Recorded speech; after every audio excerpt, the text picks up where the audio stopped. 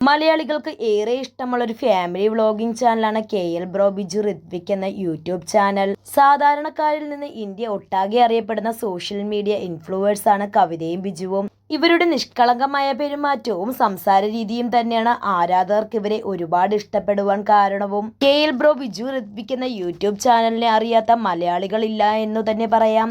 ഇപ്പോഴത്തെ ജീവിതത്തിലെ ഏറ്റവും വലിയ സന്തോഷകരമായ നിമിഷത്തിലൂടെയാണ് ഈ കുടുംബം കടന്നു പോകുന്നത്. കവിത വീണ്ടും അമ്മയായിരിക്കുകയാണ്. ഈ സന്തോഷം പങ്കുവച്ചെത്തിയിരിക്കുകയാണ് ബിജു. തന്റെ യൂട്യൂബ് ചാനലിലൂടെയും ഇൻസ്റ്റാഗ്രാമിലൂടെയും ആരാധകരുമായി ആ സന്തോഷ നിമിഷം ബിജു പങ്കുവച്ചെത്തിയിരിക്കുകയാണ്. ആശുപത്രിയിൽ നിന്ന് കുഞ്ഞിന്റെയും കവിതയുടെയും വീഡിയോ പങ്കുവച്ചെത്തിയിരിക്കുകയാണ് ബിജു. കുടുംബത്തിലേക്ക് കുഞ്ഞതിഥി എത്തിയ സന്തോഷത്തിലാണ് ബിജുവും കുടുംബവും. കവി ഗർഭിണിയായ അന്നു മുതൽ എല്ലാ വിശേഷങ്ങളും തങ്ങളുടെ ആരാധകരുമായി താരങ്ങൾ പങ്കുവച്ചിരുന്നു. നിരവധി പേരാണ് കവിതയ്ക്കും ബിജുവിനും ആശംസകൾ നേർന്നുകൊണ്ട് കമന്റ് ചെയ്തെത്തുന്നത്.